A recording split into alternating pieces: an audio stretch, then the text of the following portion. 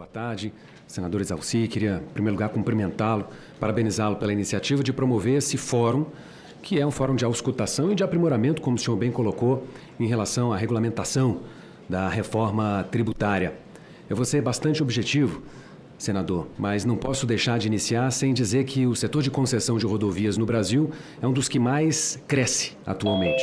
Apenas em 2023, as concessionárias de rodovias aportaram no país algo próximo a 20 bilhões de reais.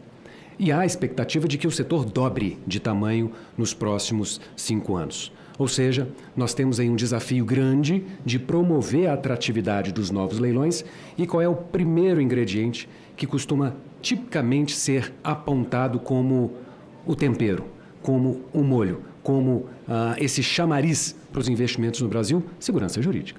Logo, nada mais justo que nós debatamos a reforma administrativa sob o prisma da segurança jurídica. E o tema, senador, que eu vim trazer é um tema que já foi apontado aqui pelos meus colegas e que orbita a ideia de reequilíbrio econômico-financeiro dos contratos de concessão. E eu queria demonstrar a todos que nós tivemos importantíssimos avanços implementados pelo PL P68. Mas remanesce, eu diria, um pilar, senador, cuja ausência vai fazer com que a engenhosidade legislativa que subjaz ao tema do reequilíbrio econômico-financeiro no PL se desmantele. Se nós não nos acautelarmos, se nós não prestarmos atenção a esse terceiro pilar, todo esforço terá sido vão e nós nos alimentaremos de frustração e de insegurança jurídica. Pois muito bem, quais são as inovações que nós testemunhamos no âmbito do PL 68? Primeira, disse que os impactos ocasionados pela mudança da alíquota deflagrarão, ensejarão processos de reequilíbrio econômico-financeiro que tramitarão em caráter prioritário. A prioridade que o legislador sinaliza para o equacionamento dos impactos é fundamental. Isso é extremamente inovador. Isso foi ao encontro dos anseios do setor produtivo de quem investe em infraestrutura. Parabéns ao Congresso Nacional. Primeiro pilar, primeira inovação. Segundo pilar, segunda inovação.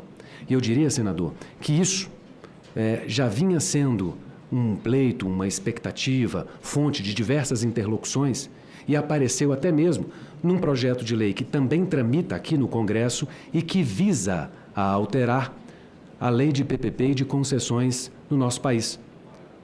Nós tivemos como segundo pilar a previsão de prazos para que os reequilíbrios eles pudessem ser viabilizados. Este é o sonho dourado de quem investe no país.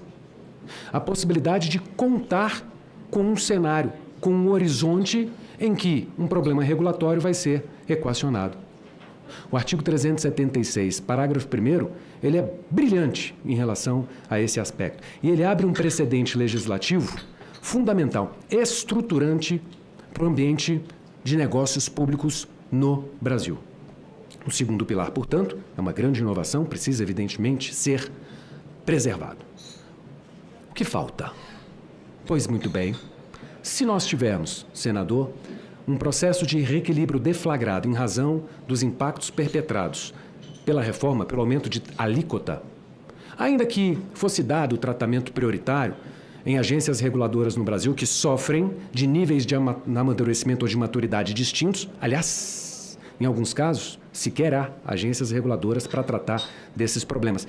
Se eu disparo um processo de reequilíbrio, ainda que ele tramitasse prioritariamente, transcorridos os 90 dias, prorrogáveis por mais 90, a pergunta que não quer calar é: o que acontece? Nada. Não há nenhuma sequência, não há nenhuma consequência, não há nada. Logo, de que adiantou a previsão da prioridade? Nada, senador. De que adiantou a previsão dos 90 dias, o sonho dourado de quem investe e quer que os problemas regulatórios tenham cadência e previsibilidade? Nada. Se nós não considerarmos uma consequência para o não cumprimento desse prazo, nos alimentaremos de frustração. Qual é a nossa proposta diante desse problema, diante desse cenário? E já há pelo menos 8 emendas que endereçam isso.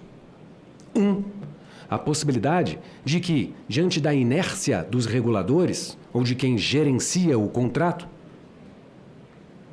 que os efeitos do reequilíbrio já pudessem ser implementados pelas próprias concessionárias. Esse é o preço que se paga pela lentidão, pela inação.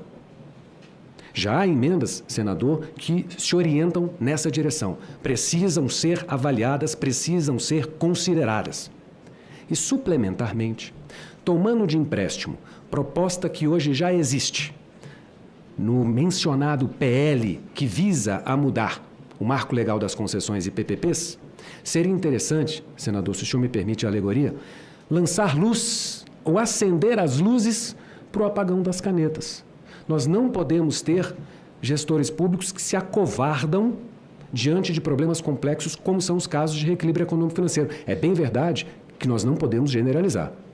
Existem agências reguladoras seríssimas, comprometidas com o prazo. Mas, por outro lado, existem gestores, órgãos públicos que não têm qualquer compromisso. E eu poderia citar exemplos que roubariam o prazo de todos que ainda têm para falar. Resumidamente, qual é a nossa sugestão suplementar à possibilidade do ajuste automático?